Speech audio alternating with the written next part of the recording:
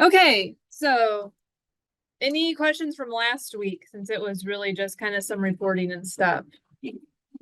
Okay, we're going to get into the nitty gritty and stuff and start talking about invasives. I've got to make sure I'm sharing the right screen onto Zoom and stuff. Okay, yeah, we're all good now. Yay. And I do have a recording from last week. My apologies. I've been a little busy. It's ready to send to you all. It just hasn't happened yet. So sorry. Yeah. Okay. So invasive species in the home landscape. Most of these you'll find out in the wild too, but we're going to note this down. So any thoughts about what an invasive species is? Any remembrance from last week, what we talked about? Non-native, two, environment, ecosystems, commerce, and human health. All right, so it could be a plant, animal, or insect and or disease. Okay, any of the above. I gotta move my bar up here. There we go. Whew. It was in my way. Okay, so just a refresher here, some examples of some invasives that some we'll talk about, some we won't. Asian lady beetles, which I know last night I got home and I had two in my house. I'm like, where'd you come from? Door's been shut, window's been shut. It's all new siding and all sealed up. Where'd you come from? Emerald ash borers, which we have here in the state or have had for a long time. Garlic mustard. Feral hogs really for us is on the western side of the state, not here in Floyd County. Asian carp mute swans, brown marmorated stink bugs. All examples, and we'll dig into some more of these in a few minutes.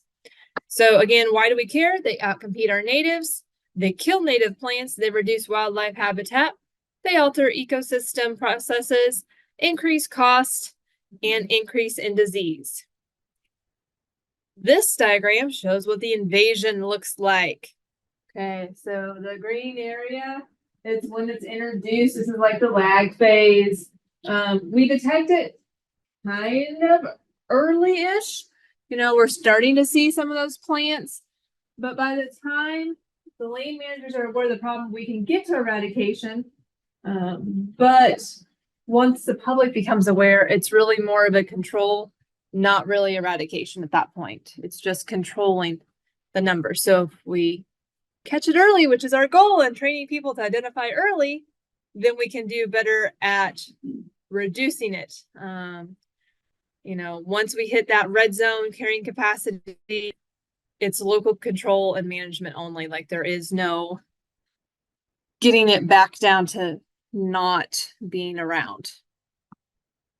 So emerald ash borer, just to get us started up with one that we're all familiar with, is a beetle, and it's native to northern China, Japan, Korea, Mongolia, and eastern Russia.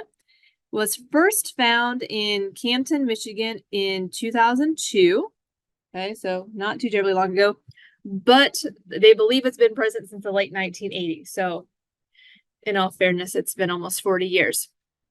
And they really think this one came in through shipping materials. This is why we have controls on all of our shipping stuff, and they have to sit in quarantine for a while to try to keep things like this from happening. So this is spread throughout the ash trees on the east to the coast, south to Florida, and west past the Mississippi River. The native ash trees have no resistance to this beetle because it's coming from Asia. Our trees are native to here. So they have no way to fight it off. The cost for treatment, removal, and replacement of these trees is estimated to be over $10.7 billion. Yeah, so it's super costly. And they actually have a pecking order. So there's many different varieties of ash trees. There's the green, blue, white, pumpkin, and something else, I think. And there's like a pecking order of what they prefer.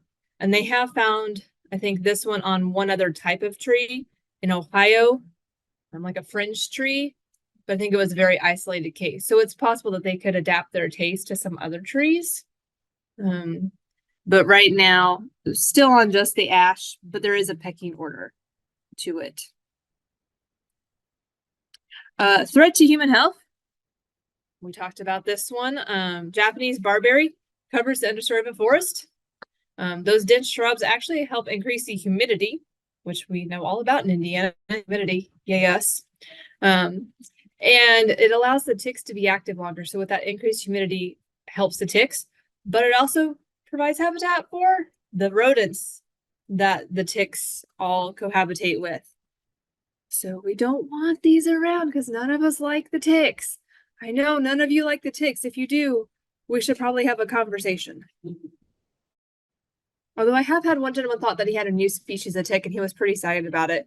He brought me a blue tick once. It was bright blue and he's like, I think I found a new species. I was like, I don't know. And Purdue was intrigued. They're like, send it to us. And we determined the tick had been underneath a blue polytarp and the color had transferred to it. He was really excited. He's like, I kind of want it named. I was like, you really want a tick named after you if it's a new species? It's like, well, maybe. So again, I guess there's some positives if you find a tick and you think it's a new species, but Dutch elm disease. Although this disease is known as Dutch elm, it is from Asia, but it was described by a Dutch scientist. That's why it's Dutch elm disease. The elm trees were popular street trees due to their arching form. So there was, again, tons of elm trees, which means we have a monoculture. When we just plant the same thing over and over, we create a monoculture. Disease was introduced in the U.S. in 1930s, and our native elms, just like emerald ash borer, we had no resistance to it. So it spread really quickly through the vascular tissue, being the xylem and the phloem, so transporting water and nutrients. And the tree rapidly died when it was infected. It can be spread by native bark beetles from tree to tree, from root grafts. So we can have bark beetles or root grafts doing this. The disease eliminated many trees from our urban tree canopies and natural forest. Scattered individuals still exist, but they are still susceptible to the disease. They have developed resistant trees and a fungicide treatment to help protect the elm trees in the landscape. Okay, so even though it's not a native disease, our native beetles can help move it along because they're sucking on those tissues in the plant and going from plant to plant and helping transfer. Yes. Back to the Japanese barberry. Yes. Are there other barberry plants or all the plants? I mean, there's been barberry plants used for guess what? Those were the ones. So we're gonna get into it though. We'll catch Japanese barberry here in a couple slides. Yeah, we'll catch your question and it'll give the scientific name for it. Okay. So our Indiana terrestrial plant rule.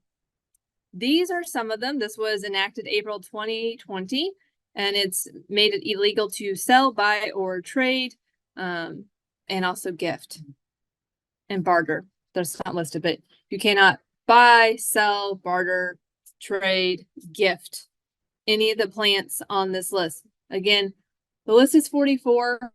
This isn't all of them. Can be found on the DNR. You can Google Indiana terrestrial plant rule, and it's there. Dave's writing down. Did you get it, Dave? Yeah. So the Japanese barberry, there are different barberries. This is the one that is on our list. The thing to think about is it's time to start buying plants and stuff. You ever get the catalogs and you see where it says cannot be sold in California and stuff? Okay. My guess is you're probably not going to see Indiana listed because if they start listing all the states that ban certain plants, it's going to get awful long under there. So you got to do your research first before you buy your plants. Because I'm going to guess you're not going to find Indiana under all of those like it should be. Yeah. I asked about burning bushes. And she says, well, they're not legally on the list. Correct. Okay. So this list, when it was made in 2020, their DNR tried to pull in all the nurserymen and stuff and had a conversation about where the state wanted to go with invasives and stuff. And it was determined at that time there were a few plants such as burning bush and Callery pear that if they were to be put on this list at that time would create a financial hardship, I should say, on the nursery industry. So it is, those two are not on the list yet. we all know we see calorie repair every time we turn around. Most of us believe it will show up next year when the list is revised. So more than likely there will be more than just the 44 plants listed. Because when they did this, they said they were kind of on the hit list and said, really, we're going to give you 5 years to sell down your stock. So when they were trying to get the point across that Indiana's concerned about invasive plants and we want to get ahead of it and protect our natural resources, but also knowing that like calorie repair, that's a multi-million-dollar industry. And so some of them, if they had, 20 trees sitting on the lot, you sell them for $120, $200 a piece. That's a lot of money wrapped up in those trees to say, sorry, throw them burn pile. So Have the Charleston State Park lately? I have not. Is it covered in calorie repairs? No, they have stripped the bank along the river, all the way in the park, and they're going to try to replace it with native plants. So we've done stuff like that around here, kind of. If you're bored on April 6th and want to come hang out here, you're welcome to, starting about 9 a.m. and we're going to do work around the ponds. So the ponds back here were all done by a company that specializes in native plants. This building's what, 15-ish years old, give or take, maybe a little bit older than that. I don't know how old the building is. It's younger than 20 years old. I know that much. Back pre-COVID, I would say 2016, a bunch of us worked to clear out just the pond directly behind the building. We took out 6 dump truck loads, I think, and left some still on the property because it had become that overgrown with the natives. People actually complained. Like we had a Facebook post about how much we took out and saying, oh, look how great we've made this.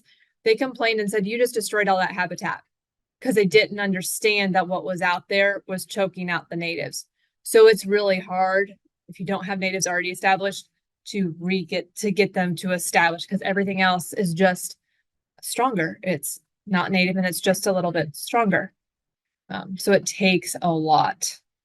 And that's why we have these, but we're going to break some of these down. Oh, also this Saturday, and I'll remind you again, 10 to noon, Community Park, Shelter House 5. If you want to take out some aggression, we've got some invasive species to take out.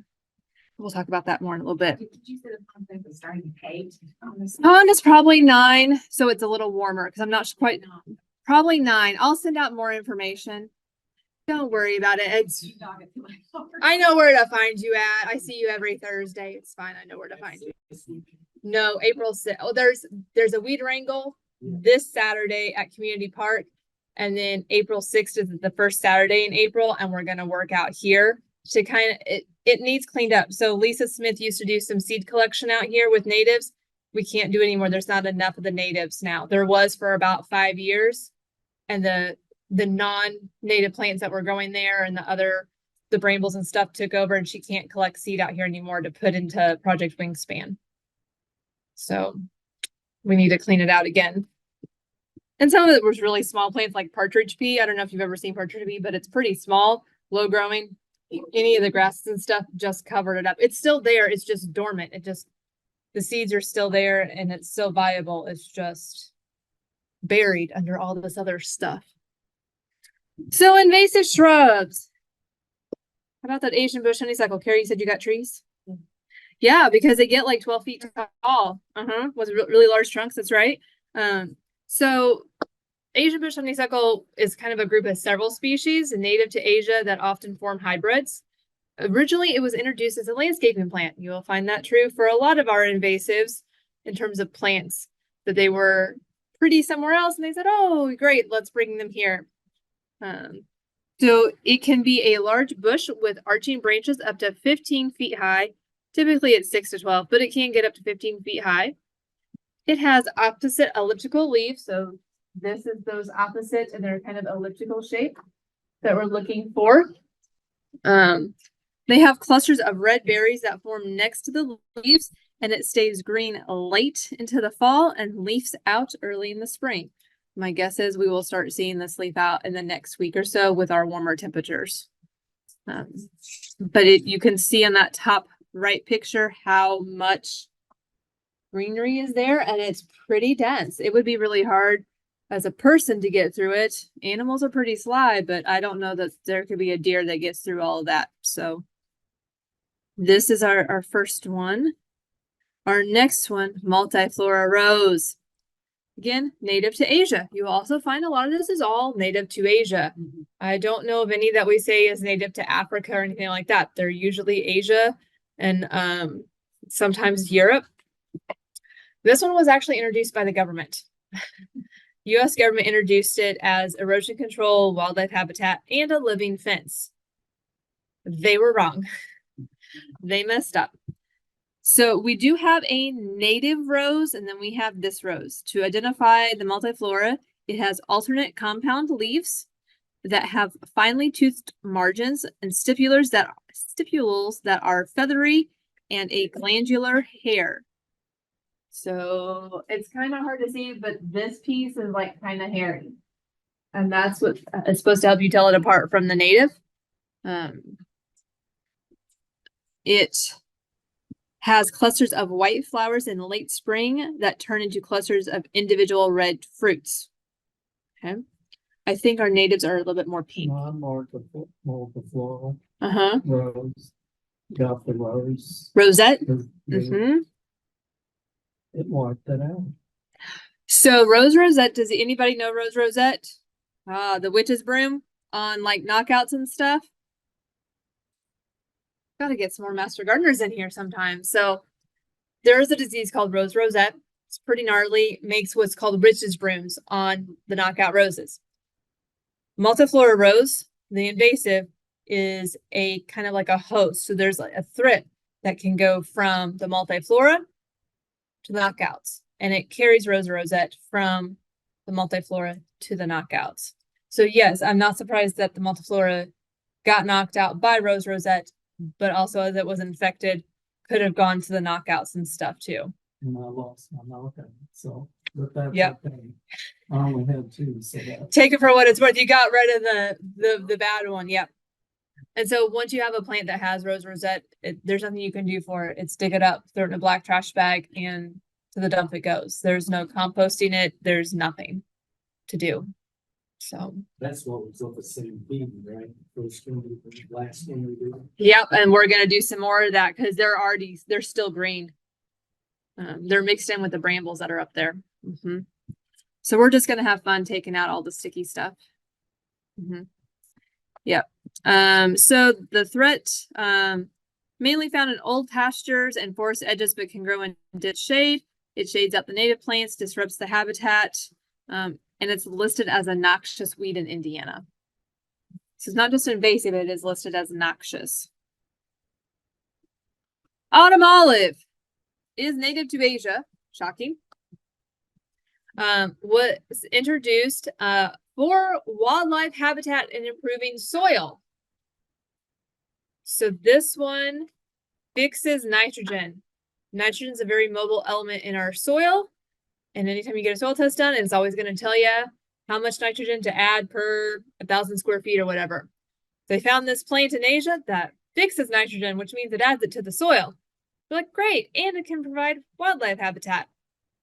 They were wrong. It's really bad. So this large bush can be up to 20 feet tall. It has simple alternate leaves that are 2 to 3 inches long. And the real identifier is looking at the underside of these leaves. They're silvery underneath. They have a real silver sheen on the underside, and that tells them apart from other shrubs. It has fruit that ripen in the fall as a orange-red berry. The twigs are light-colored or dark-covered with rounded rust or silver-colored scales on them, because that's not a complicated description at all. Look for the silver on the other side of the leaves. It's a better thing to tell you. Okay. Sometimes this bush can grow thorns, so watch out. Have you dealt with the thorns of this one? Yes. Yes.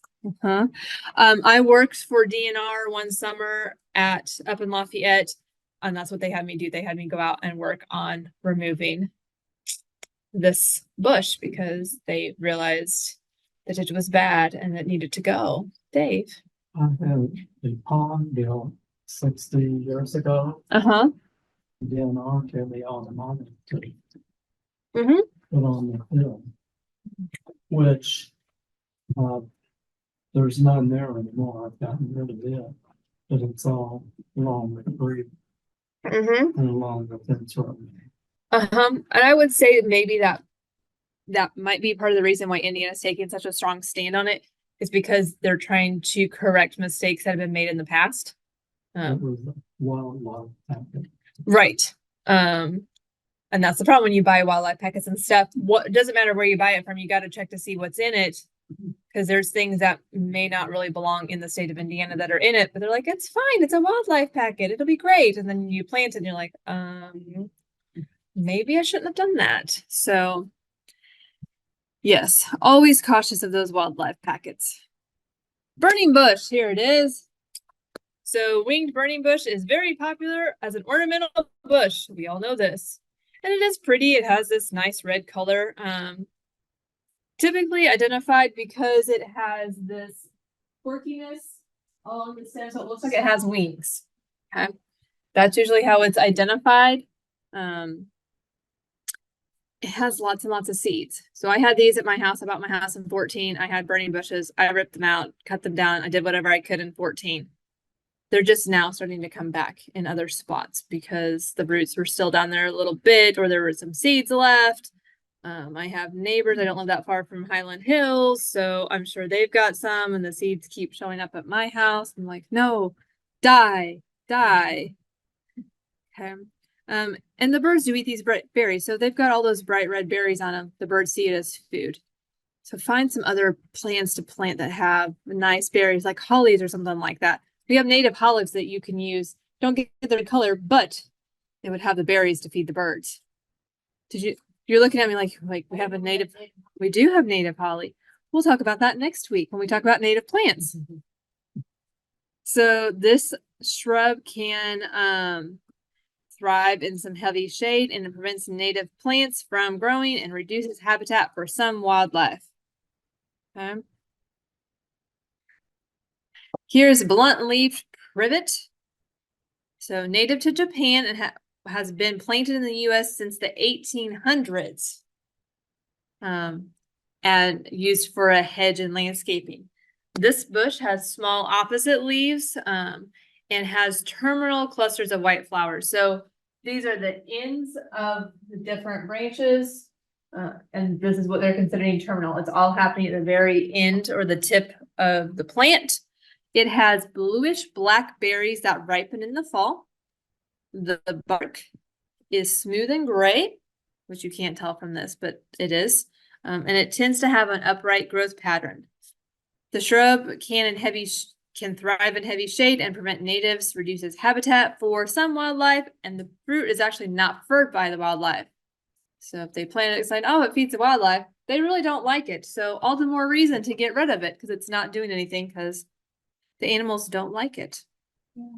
Yeah. The picture down on the left-hand side, like anytime you walk through a forest or whatever, can you kind of assume that all of stuff is always non-native? You could probably make that fair. If it's super dense, that would probably, We can spray it. yeah, you could probably, yeah. I mean, but my parents have super dense brambles, like blackberries and stuff. So you have to watch out for that, because if you're a berry picker and want to collect the wild berries, you don't want to be spraying your herbicides on the wild berries. But yeah, because I mean, you can tell that's pretty dense. Every photo we've shown, they're really dense. So if we catch them early, we can prevent the denseness, but it's when it's not caught early and it's left to get dense that you can't get through. But even with the wild brambles, they're native. They themselves need to be contained to some extent, because they can get out of hand, because they're grafting. Every time one of those branches hits the ground, the tip of it can send off another plant. So sometimes even the wild ones become a little aggressive. And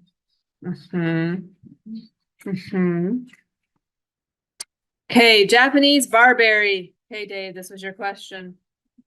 Okay, native to Asia and is widely used as landscaping. I remember this being used as a golf course markers, because it kind of sometimes has a red tinge and stuff, and so they'd sit it at like the 50-yard marker or something like that. It has simple alternate leaves up to 1 inch long and are somewhat oval or spoon shaped. Some cultivars have red leaves. It has small red berries that persist through the winter. The twigs are red with straight pins. Inner bark is bright yellow. It can reach up to 6 feet in size, but is usually smaller. Okay. It provides a little wildlife food, so the wildlife actually don't prefer these berries either. And its roots can alter the soil to prevent the growth of native plants, which says it's got some kind of allelopathic chemical that makes the other plants go away. It kills them and doesn't allow them to grow near it. It has also been shown to improve tick habitat, which means if it improves tick habitat, probably Lyme disease and other tick-borne diseases go up. And honestly, who wants Japanese barberry? They hurt. If you fall in, they hurt when you fall into them or have to clean them out. Common buckthorn. So this one's a little different. This was a European buckthorn, was introduced as an ornamental shrub or a small tree. So this one's not from Asia, it's Europe. It has opposite to sub-opposite leaves that are about 2 inches long and ovate to elliptical. And it has finely toothed margins. So this is probably hard to see in the back. Little bitty jagged spots there. Those are those finely toothed margins that they're talking about. Twigs are usually tipped with a dull pointed thorn. So watch out again. Thorns. It has blackberries that stay on the branches throughout the winter. The bark is flaky with large lenticels. Lenticels being these bumps here. Okay. This is very invasive farther north. It produces a lot of seed and it can outcompete many native plants. It is also an alternate host for soybean aphids. So if we grow soybeans in Indiana, we probably don't want this because the farmers probably don't want to deal with soybean aphid. So some options for native shrubs, which we'll go over native plants next week. You could use chokeberry. Winterberry is our native holly. Ilex vertis yep, I'm not going to get that out tonight, and I'm going to stop where I'm ahead. New Jersey tea, buttonbush, red twig dogwood. There is a northern bush honeysuckle. Some of the hydrangeas are native, not all, but some. Spice bushes, nine bark, and we'll go over nine bark next week too. Sumac, most people confuse sumac with some invasive plants. It's not invasive, it's a native. Elderberry, and then there are some viburnum species that are also native. So it's depending on what you're looking for. If you're looking for that nice red color, there are some options like the chokeberry that those leaves would get that fall red color. If you're looking for winter berries, then we can, for the birds, I would look at the winterberry, the native holly bush. Is there any buckthorn in school? Because my friend bought one last year. Well, I'd have to see the tag to see which buckthorn it was. So, and they, well, and it is one of those, they were trying not to create financial hardship. So saying just sell your stock down before we really, come down on you with fines and everything. Because that's hard. There's maybe, I think, 10 or less nursery inspectors around the state. So if they get complaints at every nursery, whether that's a privately owned or a box store or whatever, there's not enough of them to cover all that ground to go say, hey, we just got a report that you're selling like you're not supposed to. They're trying to educate the growers too, so that they can learn to make adjustments to their ordering list and get in better plant options.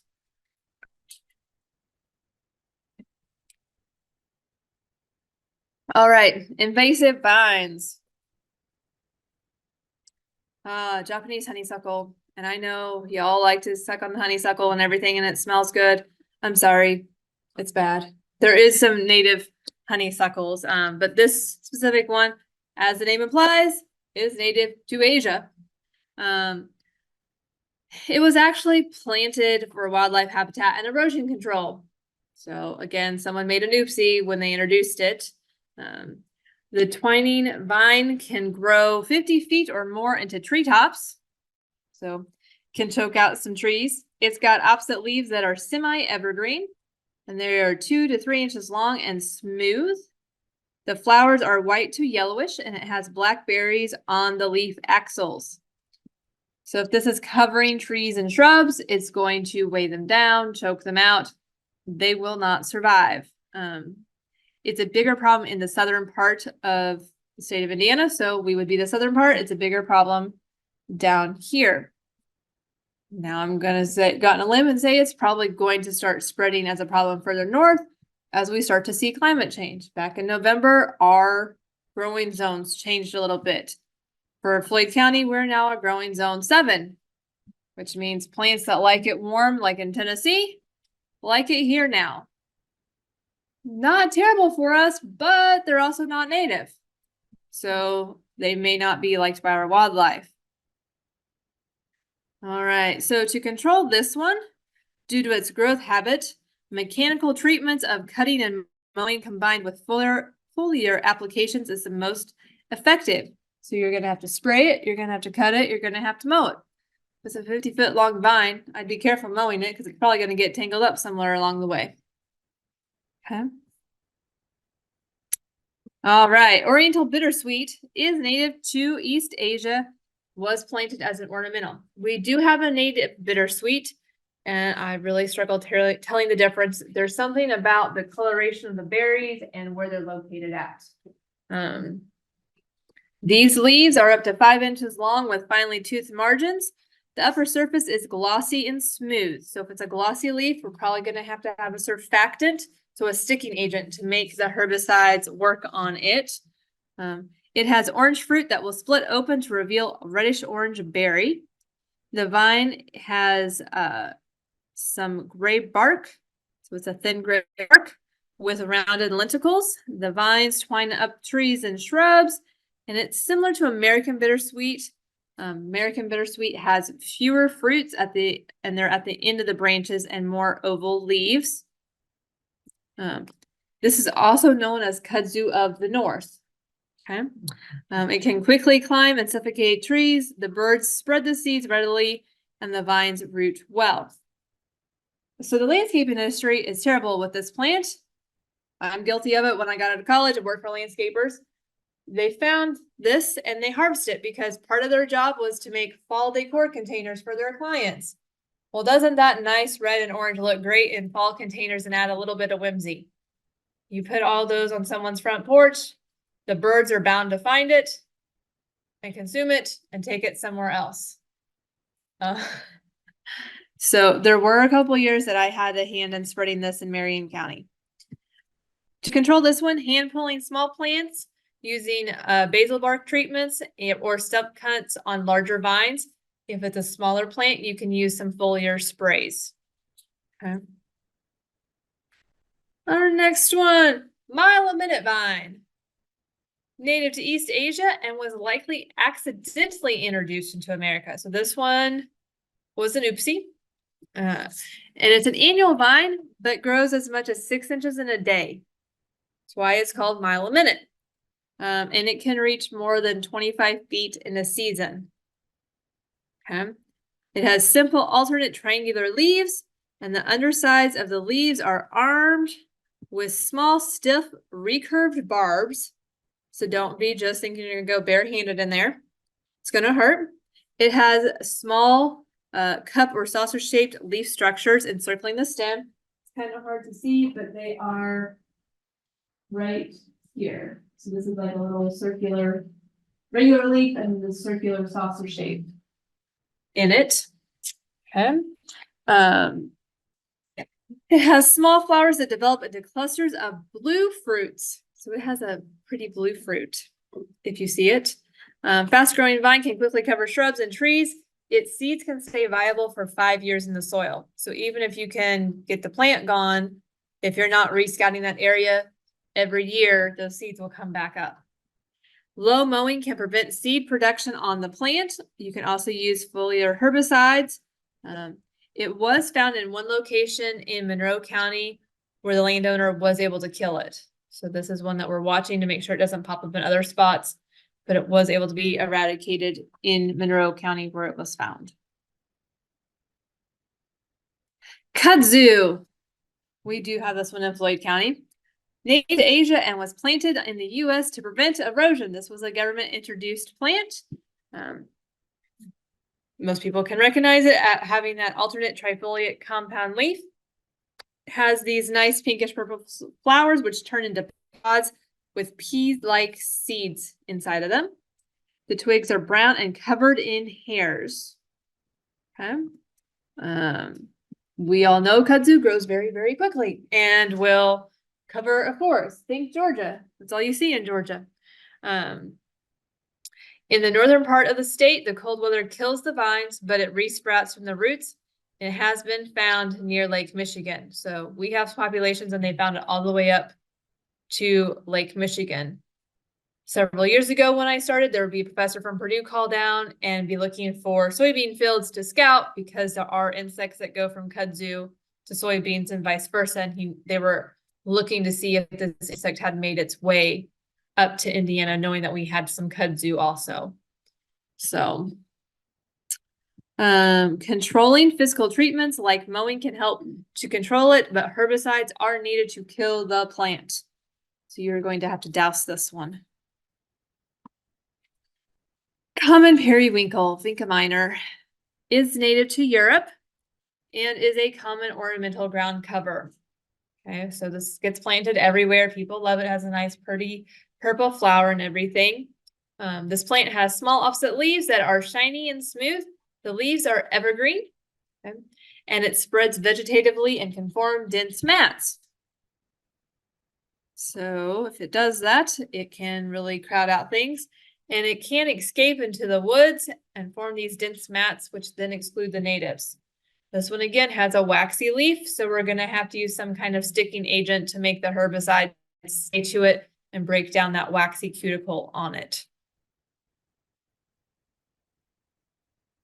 Winter creeper. Gail, we were talking about this. Euonymus fortunei. Native to East Asia and is used as a ground cover. So it was sold as ground cover. This wasn't an accident. It's a semi-evergreen, has opposite leaves. They are leathery, yep. They have a leather texture to them because I'm not going to get that word out tonight. It's fine. With a fine-toothed margin, the upper leaf is dark green. The fruits are red, but only produced when the vines climb trees.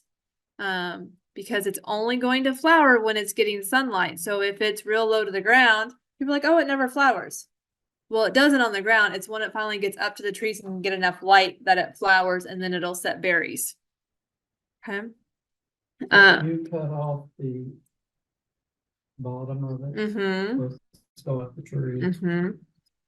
But the top still. You're still going to need it. I would still treat as much as you can of it. Because if you ever looked at these vines and how they're attached, they're not just kind of hanging on the tree. They're really, really attached.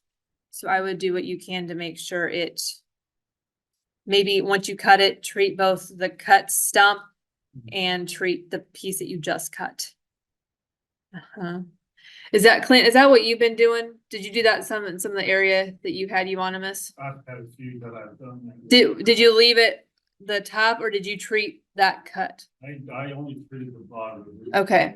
Well, I don't know that it would do anything because I'm not sure it would translocate, but it does make me wonder because it can probably tap into the trees a little bit. Well, it just died. Did it? Okay. Then I wouldn't worry if that upper part died. If that upper part died, don't worry about it. You just watch to make sure that it actually dies and doesn't pull a quick one and get. If it's not too far up, it will kill, if I cut it off, it will kill that top part. Mm-hmm. Yeah. Yeah. Draw new fruits from the trees. I feel it can to some extent. Like it's not going to kill the tree. Like it's not killing the tree because it's drawing so much nutrients. It's killing the tree by under the weight of it. But I think it can probably tap in a little bit, which also makes me a little leery of using herbicide on the piece growing up the tree too, because you don't want to kill the tree. Although depending on the size of it, the tree already may be dead. There's a lot of questionable things. Like you got to really assess each one individually here. With planting like that to the trees, though, does that cause insect issues? It would cause a lot of rot issues because the tree can't dry out after rain events. Yeah. So there's probably a lot going on underneath it once it gets to that point. I've got some of it. Uh-huh. Mm-hmm. It's pretty bad. And people tell me, oh, but it looks so pretty growing up the tree. And I'm like, I don't care. Take it off. Take it off. All right. So some options for native vines or ground covers. I don't ever see this one sold very much is bearberry. So I don't think you're going to find this at your box stores or maybe even at Grantline, but you might find it in some catalogs. Wild ginger's great for shade. Sedges. So remember, sedges have edges. Just don't plant yellow nut sedge. That is not a sedge we're looking at. We're looking at native sedges. False Solomon seal, creeping phlox, American bittersweet, if you can find it. Trumpet honeysuckle. So the trumpet honeysuckle we're talking about is that red flower. It's a red trumpet shaped flower. Virginia creeper. We'll talk about this more next week. While it is a native, it has aggressive tendencies and it's really not that pretty. It kind of looks like poison ivy and people think it's poison ivy and it's got little suckers that stick to wherever it's trying to grow on. And so I don't know that I would 100% recommend it unless you have a really native like wildlife spot that you're like, I don't really care. I just need some ground cover. And then American wisteria. Okay, invasive trees. Tree of heaven. Fast growing tree native to Asia that was planted as an ornamental. So this was done on kind of purpose. Looks similar to a black walnut or a sumac based on its leaves. The difference is these structures. They kind of look like the samurais from maples. This tree has alternate compound leaves that might be mistaken again for that black walnut or sumac. The main difference is that the tree of heaven will have notches in their leaflets near the base. So it's really kind of hard to see, but there's a little notch. So they're kind of cockeyed a little bit on their petiole. Okay. I guess I want to point out that the real distinction with that I've learned is the odor. The odor, yes. So if you pull this from here over is a leaf. Okay. Don't pull the little bitty leaf off, pull the whole thing off and smell it. Some people say it smells like burnt peanut butter. It just has a real distinct odor. Black walnut will smell like black walnut. We all know what black walnut smells like. Sumac doesn't really have a smell, I don't feel. This is going to have a smell. As you can see from the picture, it has tons of seeds. It also likes to screw around with you. So if you cut it down and treat it, it's going to say, haha, joke's on you, because you're not going to kill the roots and it's going to resprout from the roots. So this one takes several treatments because its goal is to survive. That is its goal. Can take over native habitats. It also has allelopathic chemicals that inhibit the growth of other plants. So we have native plants that have chemicals like the black walnut. It gives off chemicals because it doesn't want things growing near it. Same is true for tree of heaven. It does the same thing. It sends off chemicals so that nothing else can grow around it. How tall would that be? Tall. It's just like any other regular tree, like an elm or anything, gets 50, 60. It can get pretty tall.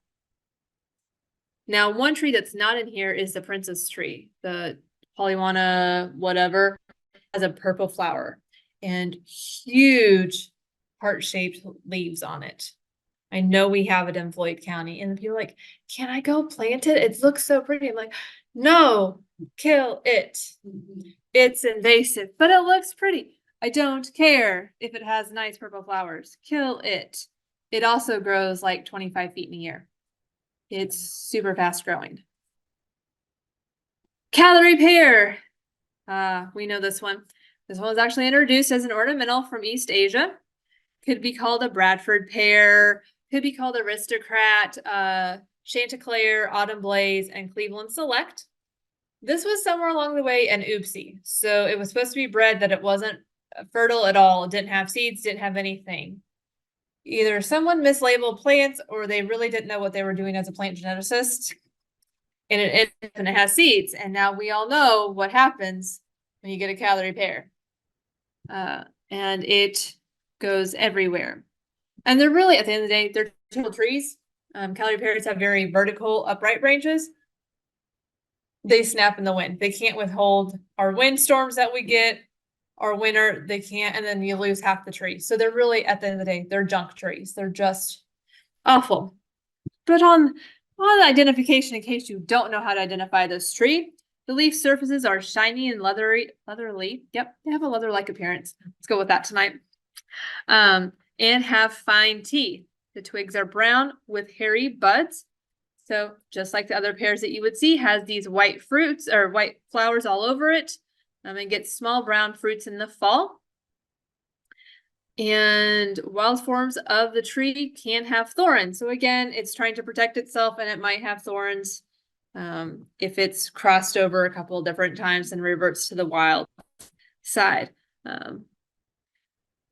Any questions about this tree? It is not on Indiana's list yet. It will be interesting to see if it gets on the list next year, because this is a multi-million-dollar plant. And it takes a while, because then nurseries have to tell, their suppliers, hey, we can't sell this tree anymore. What else do you have? And we're getting a lot of trees from Tennessee, Washington, Oregon, or a lot of our nursery stock isn't coming from the state of Indiana. So Norway maple. It's native to Europe and it's widely planted as an ornamental. It has opposite leaves with 5 to 7 lobes, has a shiny green leaf surface. So it's got a very nice, brilliant green. Its petioles have milky white sap. It has a large terminal rounded buds, unlike the sugar maple, which are smaller. The seeds are in pairs of samarais, or helicopters, and that are held together at nearly 180 degrees. So that's a little bit different than our native maples. Okay. Crimson King is a common cultivar with a dark red leaf. Again, and we're all guilty of it. We buy plants because we think they look pretty. This is the same thing. Someone wants that deep red all year round. So they buy that Crimson King because that's not a fall color. That's its color until the fall. So it stays that. And so that's where we're seeing issues with this. There are other cultivars with green leaves. They often revert back to green leaves when they escape in natural environments. So if the crimson one got its seeds way out in the wild, they'll revert back to the parent, which is green. This tree is very shade tolerant. Okay, so it will shade out most trees, even sugar maples. Yeah, so it's pretty aggressive. Some native alternatives. Now we have more invasive trees and stuff. We'll go over more natives next week. Serviceberry, American hornbeam, red buds, Padoga dogwoods, hophorns, red maples, sugar maples. And we'll go over some other ones next week, but those are just some things to think about. Okay, herbaceous invasives. Okay, so these are not your woody plants. Things like poison hemlock. Looks like wild carrot or Queen Anne's lace. It's not. Don't mistake it for it. You'll regret it. The first year, it has a rosette fern-like leaves that are alternately arranged, and it's pretty low the first year. The second year, it grows between 2 and 10 feet tall. So it really sprouts up and you know it's there. And it has those white flower clusters on it. The real indication, and these aren't great pictures, if you look at this stem doesn't have it because it's too close to the top. But towards the base, it has purple spots all over the stem. That's how you know it. But if you're that close to bringing me a physical sample, you probably touched the plant and you shouldn't have. Poison hemlock has a chemical on it. You get it on your skin. The chemical is photoreactive. Will cause blistering, and in some cases will cause people that go to the ER because they can no longer breathe. So, and it can cause other distress issues. So don't touch it. Please don't touch it. It's also toxic to animals. Okay. It flowers in June and July and produces seeds by August and September. How do you think this one spreads? Or where would you find this one at? Well, it's all over Oregon Park. It's all over Origin Park. And so that is a property that's being rehabbed, right? So it was left vacant for a long time being rehabbed. Where else have you seen any like 8-foot tall flowering white plants? I know it's like February and you're like, I don't remember what I saw last year. Along the roadsides. Yeah, I've seen a ton along the roadsides. Okay, county, states are in charge of the roadsides. If they mow it, okay, and they have an area, they don't stop to clean their blades, blow it off, leave the seeds there. They just track it on down the road. And it keeps spreading because they're not going out to spray it. Therefore, we have a problem. So anytime you're mowing invasives down, always stop where you're at and clean your equipment, the blades, the mower deck, the tires, yourself, to make sure that you're not taking those seeds somewhere else. Okay. It can be controlled with physical removal, but have the long sleeves on, have the gloves on.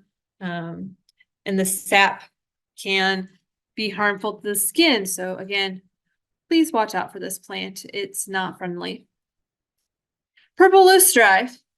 This was introduced for use in landscaping and for bees. And also, it ended up spreading from ballast water of ships. So they weren't intending to spread this one. Somehow the seeds or the plant matter got in the ballast water from the ships and it got moved. It escaped into wetlands and quickly crowded out native vegetation. This one is on like the federal noxious weed list. This isn't just an Indiana thing. This is a federal government, you should not have purple loosestrife kind of thing. It has hairy opposite leaves and a spike of small purple flowers. The plant can produce many seeds. It's often seen in drainage ditches, wetlands, and shores of lakes and ponds. To control this one, a single plant can be hand pulled, or you can use aquatic safe herbicides. Thing with aquatic plants is if you leave even a piece of a leaf, it can probably reproduce. Aquatic plants are pretty gnarly like that, that just the littlest piece left over will start a new plant. Questions about any of this so far? Questions? Oh, we're quiet tonight. Guess we should have done another icebreaker and see what everybody, I don't know what else we could have done. I mean, we got pretty personal with the signs.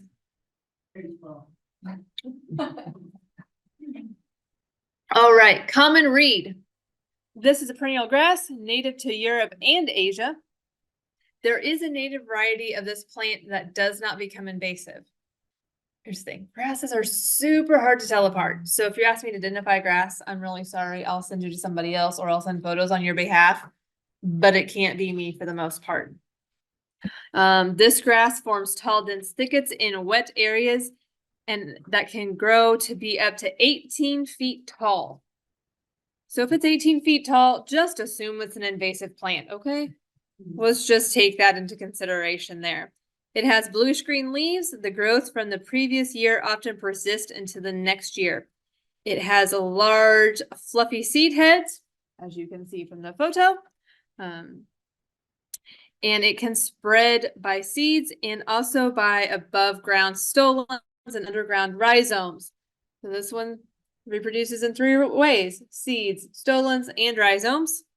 Okay, the dense growth excludes all other species, reduces wildlife habitat and recreation, because if this is in a waterway, you're definitely not going to get a boat through it. Like, there is no way.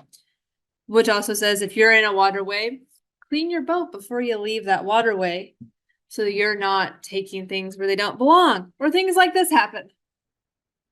Okay.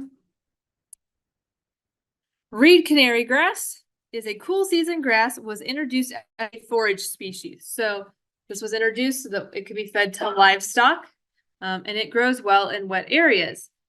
It is a large coarse grass with a hairless stem. Some grasses have little fine hairs on them. This one does not. The leaf blades are flat and have a rough surface. The seed heads turn tan at maturity. So was green at maturity, it then becomes tan. It can choke out native wetland species, grows up to 6 feet tall. And like the previous plant, can form dense mats that have little wildlife value. Okay. Japanese knotweed. We do have this one in Floyd County. This plant was brought from Asia in the 1800s for ornamental purposes, so it's been around a hot minute. Most often found in wood areas, roadsides, and ditches, it grows 3 to 10 feet each year. It has an intensive network of rhizomes and will spread. It has simple alternate leaves that grow up to 6 inches long and 5 inches wide. The stems are hollow with small white flowers. Okay, so this one's down by the Ohio River. Sometimes we do the river sweep, we scout out where the invasives are. We might not always get back there, but we scout them out and we know that they're there. Another one, garlic mustard. Okay, this one I know we have, and probably you might confuse it with your wild violets in your yard during the first year, because it's a biennial. So the first year it stays real low, and it just has these little leaves here, which to most people look kind of like a wild violet. A little bit different leaf shape, but if you're not a huge plant person, that looks like a wild violet. The second year, it grows and gets a stalk on it with white flowers. Okay. If you're trying to scout this one out, you can also crush the stem or the leaf, and it's going to smell like a garlic or onion. Okay. Each plant produces a large number of seeds. Quickly overtakes a forest, destroying understory, crowding out all the natives, and it produces an antifungal compound that harms beneficial mycorrhizae. So it's killing the good organisms in the soil so that it can survive. I know when I worked in landscaping, there was a guy that owned like a park. It was the old Ellis Ayers property. We would have to go in every spring, and we took out probably 20 bags, 20 huge garbage bags of this every year, trying to get it under control. Because they really didn't want us to spray, because then, you know, it's in the woods and we might hit some of the good plants. So we were having to hand pull this every year. Tons of it. Tons of it. Yeah. Well, I understand it's edible. You'll never hear me tell you to eat a ton of wild plants. That's something Purdue prefers us stay away from. Just like I don't identify mushrooms for folks, because people can make mistakes and it could turn deadly. So yes, unless it's a wild bramble, stay away from it, unless it's a cultivated thing. Invasive invertebrates. So now we're going to switch to some bugs. So these can be hard to control or eradicate. We might need to use some mechanical control, exclusion, or removal. Some chemical controls being insecticides, biological controls, doing some conservation, augmentation, or importation of some things. And we are going to break some of these down. How about that brown marmorated stink bug? Yeah. So this one, we do have native stink bugs. I should preface, we have a brown and a green native stink bug. This one you tell apart because it has white banding on its antenna. Okay. It is a true bug, and its native range is China, Japan, and Korea. It was first identified in Allentown, Pennsylvania in 2001. But scientists believe it was accidentally introduced in the late 1990s. It's been found in 44 states and 4 Canadian provinces in 2019. So since 2019, I'm sure it's spread to some other areas that it wasn't initially found. Hosts for this bug include grapes and a wide range of orchard crops, small fruit, and vegetables. When it was discovered in Indiana, I do believe that was in Clark County, and I think someone's tomatoes or corn, and they found it. They didn't know what it was, and they sent it to Purdue to identify it. Okay. So the impact of it is feeding damage includes pitting and scarring of fruit, shriveling of grain and seeds, and stain green effects in soybeans. So when it affects soybeans, it causes them to stay green and not mature and turn tan. Yeah. It likes to overwinter in your house, so you can suck it up with a vacuum. I don't think you want to squish it because then it's so. And don't let your pets try to eat these either, or the ladybugs. Bad news. Spongy moth. You may be familiar with this one, but under a different name called gypsy moth. Because it was changed a couple of years ago because gypsy was not liked by the Hungarians. So I don't know if it was the United States or whoever named it changed it, and now it's spongy moth. So if I slip into gypsy moth, my apologies. It is native to Europe and Asia. The adults were imported from Europe in 1869 to help develop a silkworm industry. Okay. A few years later, they escaped from captivity in Medford, Massachusetts, with the first major outbreak reported in 1889. So we were trying to really up the silk industry, and then we made an oopsie and someone didn't watch the bugs and they got out. I can't imagine that. How would the bugs get out? In 1889. So it's found throughout the Northeast, down to North Carolina, west to Minnesota, South Dakota, Illinois, and Kansas. The larvae prefer oak trees, but may feed on many species of trees, shrubs, hardwoods, and conifers. The larvae chew on the leaves and can defoliate a plant at high densities. Impact depends on the amount of foliage affected. So if the tree has 10 leaves eaten out of 100, probably okay. If it has 100 out of 100 leaves chewing off of it, probably a problem. But if it's a deciduous tree, it might recoup. So as long as that damage only happened 1 year, it can probably go kind of dormant and then come back out the next year. But if it keeps happening and happening and happening, the tree is eventually going to say, never mind, you win. It's not worth it anymore. So to control, current management recommendations are to let established populations be controlled by the exotic fungus, Etomophagia, and I'm not even going to go with the last one, Maimaiga. You can also use pesticides that are available and labeled for use, but most states managing new infestations use a combination of mating pheromones and microbial agents, so viruses and bacteria, to eradicate these new populations.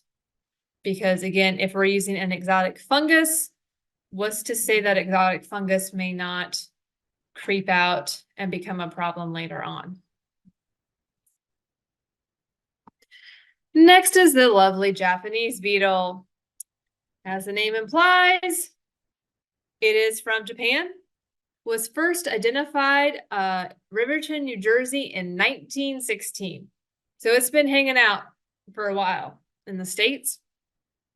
And they believe it was introduced on a shipment of iris bulbs in 1912.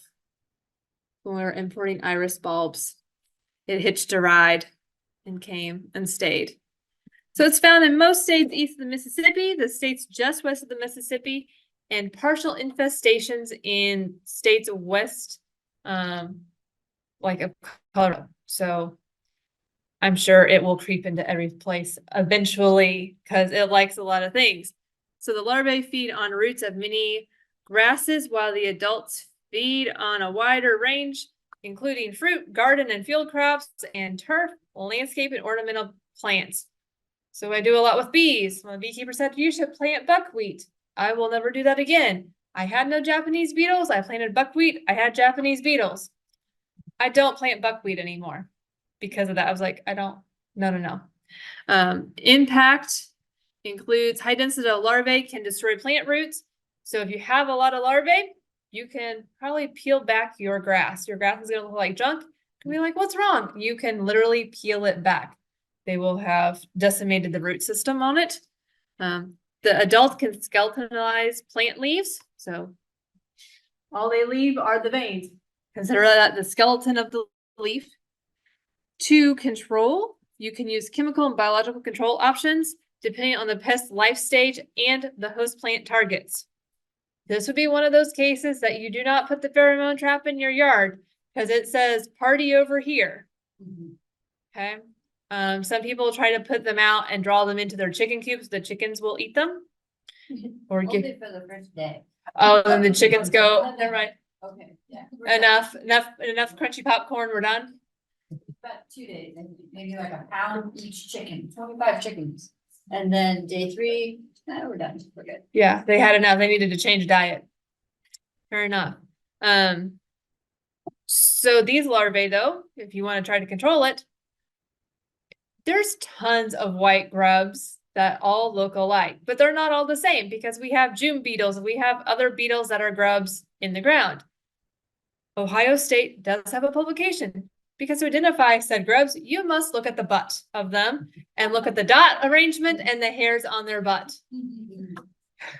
You think it's funny? I have actually had to do this. I have pulled up this publication because someone brought me an entire jar and said, I think these are Japanese beetles. And I said, I think you're wrong. And I had to prove them right because I had to pull out the magnifying glass and the microscope and stuff and like hone in on the back end of the larvae and look at the dots and look at the publication from Ohio and look at the dots again and look at the hairs and be like, yep, nope, see those hairs there? Not it. Not it. So if you want, I can find you that publication. You know, a lot of people just say, spit them off, lazy.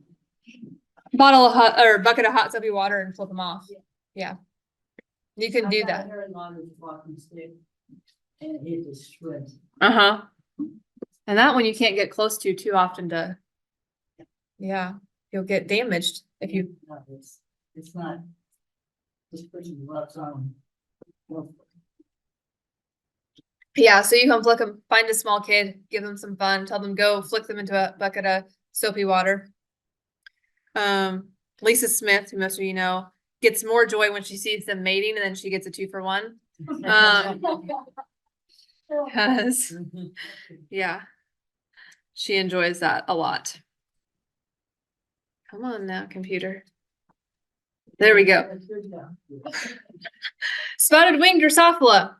Sorry for those of you that have eaten already. I might make you a little queasy. My apologies. This is in the fruit fly family. Native range to Southeast Asia, including Japan, Korea, and China. Was first seen in Hawaii in the 1980s and then found in the mainland US and in Central California in 2008. So we found it on the East Coast through just west of the Mississippi, the Pacific Coast states, and Utah. So pretty much just call it all of the United States, but maybe Alaska. The hosts for it are a wide range of thin-skinned soft fruits. The example, raspberry. Any thoughts why it would like the raspberry? Let's just see what y'all think. Uh-huh. Looks and crannies for the ends. It's not exactly nooks and crannies. It's more that it's a soft space and she takes her ovipositor and she will poke it into the berry to lay her eggs. So sorry. You get extra protein with your fruit because you're not going to know. The hole is very small. You're never going to know it's there until you see the larvae start crawling out, usually when you wash it in warm water. Sorry. Is it very small? Is it on? Yeah, it's in the fruit. Raspberry is in one. So there is. Okay, so that's for size relevance. Yes, That's. this is it under a microscope because it's like a fruit fly. And then this is, yeah. So you're not gonna like be out there. Oh. You get the door for it, I think you lock out, you're gonna hit the green button. That silly door. You're gonna have to push it then from the inside. There you go.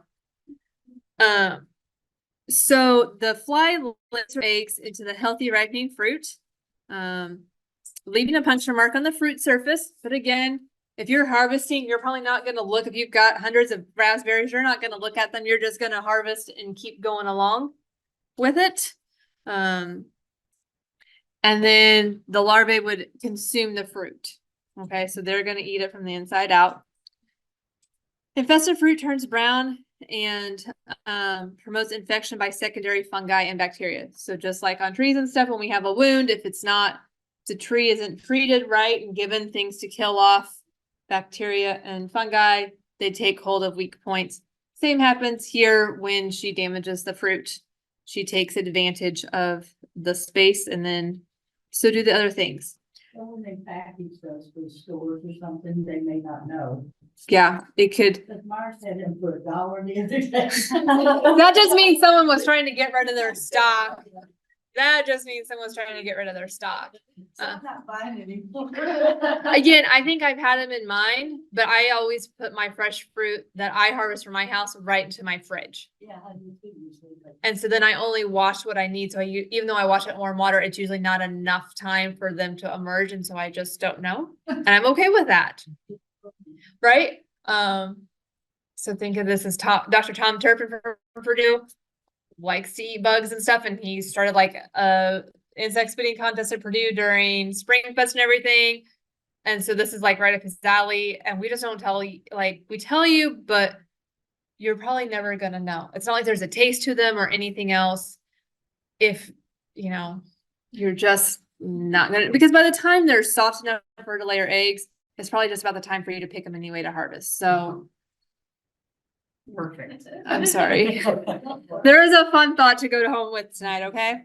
Management options include host plant resistance. So reading the labels to see if they have a resistance to spotted wing Drosophila. Exclusion, sanitation, cultural practices, and pesticides. But again, though, it's your fruit you're eating, so you need to decide if you wish to spray pesticides or not. People like to complain, and we're like, well, you have a choice. You spray pesticides or you don't.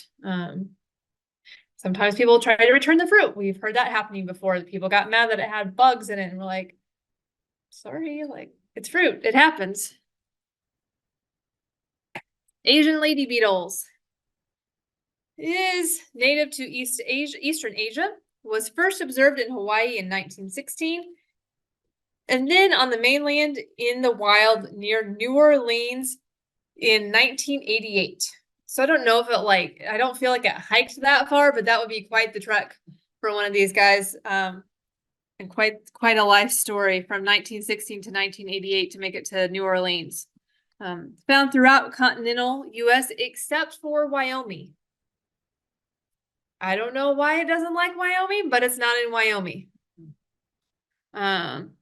Wide variety of insects is what it likes to eat, including aphids, mites, thrips, scales, and lepidopteran eggs, which is what our native bugs like to eat. So that's a problem, because if they're both eating the same thing and they're both voracious eaters, someone's going to lose out. So the impact, because of their wide host range, they threaten native species diversity and can impart a disagreeable taste when collected in grapes harvested for processing into wine. So there's a fun fact. If your wine doesn't taste just right, maybe it had some Asian lady beetles in it. Another fun fact. And then considered a nuisance pest in homes where they overwinter. You can prevent beetles from entering structures in the fall by sealing all exterior cracks and stuff. Let's face it though, it doesn't matter what you do. You're going to end up with a few in the house. Doesn't matter. Once in a structure, beetles can be trapped using a light source and or vacuuming. So don't let your pets eat them, because then that gets real bad too. They get stuck in their mouths. And they have like a smell, They do. Yeah, you could. but our native ones don't. Right. And our native ones are red. These are more like copperish orange. Yeah. Yep. This one is a newer one to us, especially to Indiana, and it's the Asian jumping worm. It's a complex of species that include 3 different types of worms. Its native range is East Central Asia. We're not exactly sure how it was introduced, but believed to have been present since the 19th century in North America, becoming more present in the Midwestern states. It's found throughout the continental US. I know they have them in Evansville area. I kind of think my parents had some, because we have other worms, night crawlers. They're also not native, but they've naturalized, so to speak, where they're not a problem. These are ferocious eaters and will turn your soil into like coffee grounds. They decimate the soil structure. It's awful. Do you tell them apart kind of by their banding here? I still don't know what the difference is. But they also, if they're touched or whatever, they flop around a lot. They're very mobile, I guess. And they're where our normal night crawlers are just kind of lackadaisical. These freak out and flop all over the place. That's why they're called jumping worms. Okay. They consume plant debris on top of the soil, does not directly feed on any plant or other organism. So again, this is really affecting the soil structure of things. Strips out organic matter from soil, leaving behind a soil consistency similar to that of coffee grounds. The soil is unsuitable for most plants without serious mitigation efforts. Worms remain in the first few inches of soil and can be physically removed. Soil and compost can also be solarized if temperature is raised to 105 degrees Fahrenheit. Okay, will kill the adults and the eggs. There are no pesticides or other products approved by the EPA for this organism, and it is yet regulated in the state of Indiana. So we don't have a regulation on how to control it. Okay. Now, there are worm snakes that would, again, so if this flops around a lot, you would think a snake also might flop around some or move kind of quickly. So keep in mind, try to take a photo if you can and figure out what it is. The worm snakes are going to be a little larger, but again, always good to double check and make sure. Now, what's not on this list is the hammerhead worms. We do have those. Do not touch them. They have a poisonous substance on them. They're not exactly sure how ill it will make you. If you find them, really your only option is freezing them. So using a glove, putting them in a bag, because if you cut them in half, where there was one, there will be two. And it will survive and have two. So I do know the only calls I've ever gotten is Clark County has had them.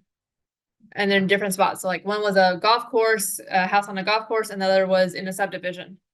And she had gotten like peach trees from a nursery. And I was like, well, if you didn't have them before that, and then you had them after that, more than likely they were in the soil from the peach tree, which then came from out west. So like the master gardeners have, not our master gardeners, but other master gardeners have plant sales and stuff. I'm always a little leery of that because they had it in their soil and they didn't clean the soil off the plant roots. How do you know that you're not getting someone else's creatures to take back to your place to help transport them? I'm a little leery of that. So not that it doesn't happen with plant nurseries and stuff, but I think it's probably more probable if you're getting it from someone's backyard. Invasives to look out for. So again, a good happy thought to send you home with tonight. Asian longhorn beetles and spotted lanternflies. So Asian longhorn beetle being the top one up there, that black beetle with the white dots. The native range is Asia, primarily in eastern China and Korea. Was first discovered in Brooklyn in August of 1996. It is found New York, New Jersey, Massachusetts, Illinois, Ohio, and Ontario. Primarily hosted by maple, poplar, willow, and elm. Sounds like the trees we haven't hit yet. So why not? The larval feeding can damage wood quality and at high population densities kill trees by girdling them. So they'll feed on them so much that it'll girdle the tree and it can't move its nutrients around. To control it, avoid introduction and subsequent infestations by monitoring areas of vulnerable invasions. So areas that have a high maple or a high elm or, all the trees listed. Avoid having monocultures of those. That way they can't go to the buffet and feed on everything. If introduced, a local population can be eradicated by identifying and then removing all infested or suspected host plant material. So if you find it and you've got 3 maple trees, you may have to remove all 3 maple trees so they don't have a food source. The next one is spotted lanternfly. Would be this brightly colored moth here, or what it looks like down here when his wings are folded in. It is a true bug, and its native range is China, Bangladesh, Vietnam, and Eastern Asia. Was first found in Berks County, Pennsylvania in 2014. Been found in Pennsylvania, Delaware, New Jersey, New York, Massachusetts, Connecticut, Virginia, West Virginia, and North Carolina. You can add Indiana to that list. There are 2 positive identifications in the state of Indiana, Switzerland County and Huntington County. So south and north. They have no idea exactly how they got here, because they're also very far away from each other. Switzerland and then Huntington several hours north. Primarily found on maple, poplar, willow, and elm, but also fruit trees, ornamentals. They also like tree of heaven. So if you start to see these on a tree, you might think about if it's an invasive tree of heaven or not. Just saying. They do like some vines. So feeding damage can cause oozing sap, leaf wilting, and curling, and tree dieback. Additionally, the honeydew excreted when they're feeding on the trees promotes the growth of black sooty mold. Okay.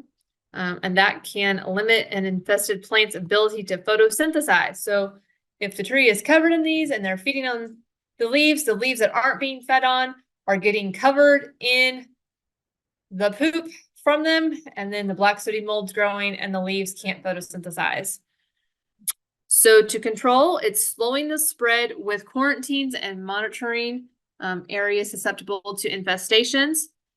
Removing tree of heaven plants as a preferred host before the pest arrives. Pesticides, including neem and essential oils, have been found to have good to excellent activity against this pest. This is one DNR is looking very hard at, and they need the public's help to identify it. So its egg masses look like brownish gray putty. They can be on trees, they can be on buildings. Take photos, make sure you get it clearly identified, and then they're going to want you to destroy it. Because when Pennsylvania got it, and then they found out Indiana had a population, they called Indiana and said, don't make our mistake.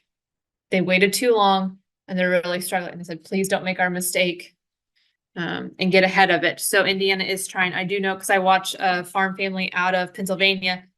Their extension actually had services and classes and certified people to identify spotted lanternfly on their farms and to eradicate them. So Pennsylvania is trying, but they fell behind the 8 ball and are encouraging other states not to do the same.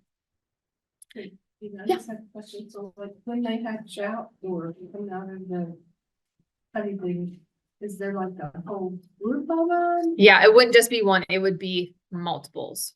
And the nymphs, you had a picture of them earlier too. I mean, because they look Yeah. different too. I'll go back to the front slide here in a minute. Yeah, unless it, right there.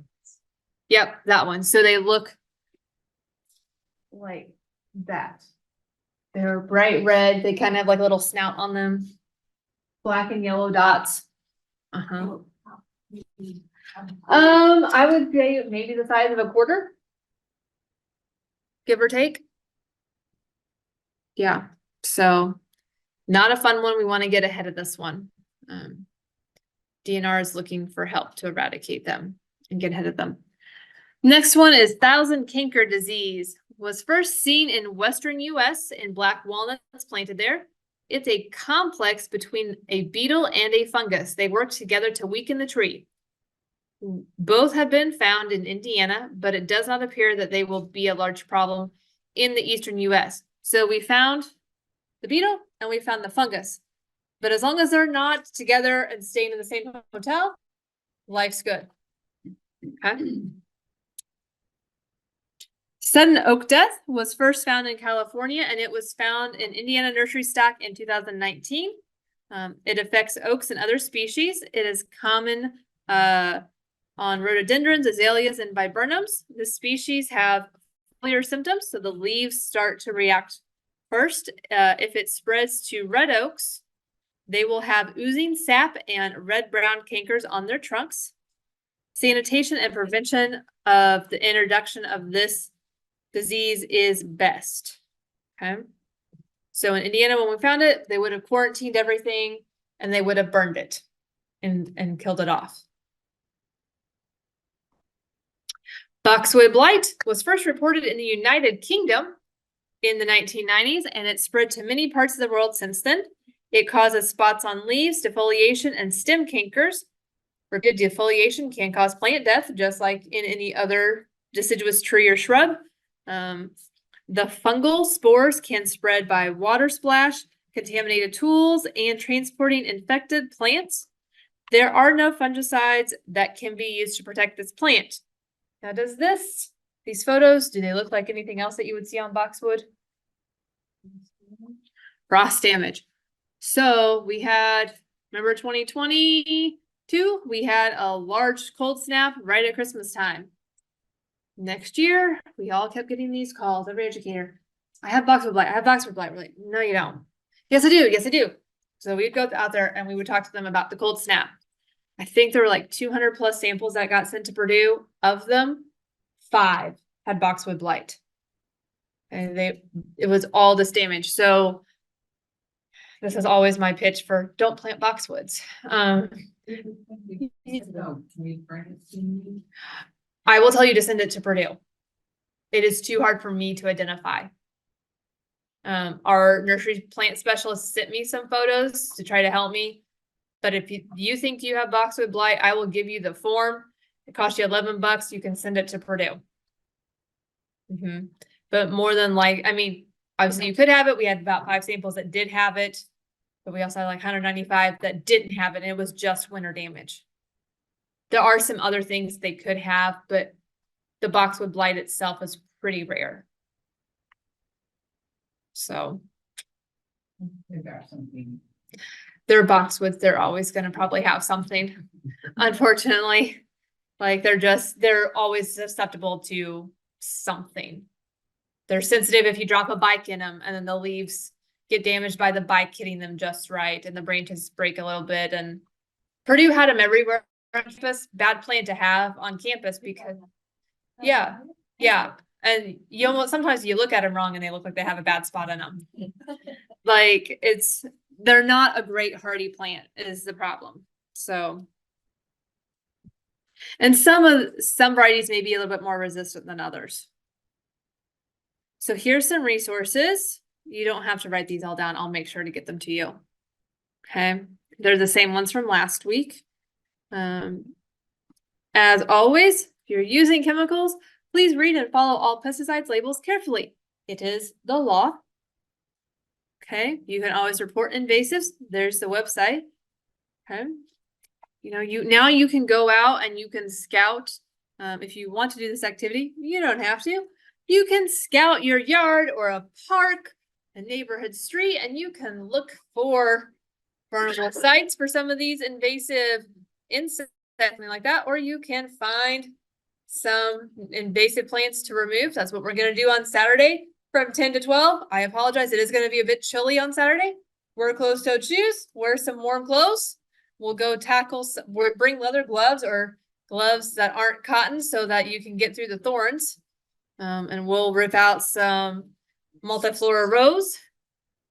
Okay. Yeah. And then next week's class, we'll talk about native. So what questions do you all have tonight that I can help you with? I have a question about 9-bar. Ask away. Cause I bought one and then I was told that it was not the native. You bought a wine colored one? What? Wine? Is it wine colored like a purple? It's a native bar. It's fine.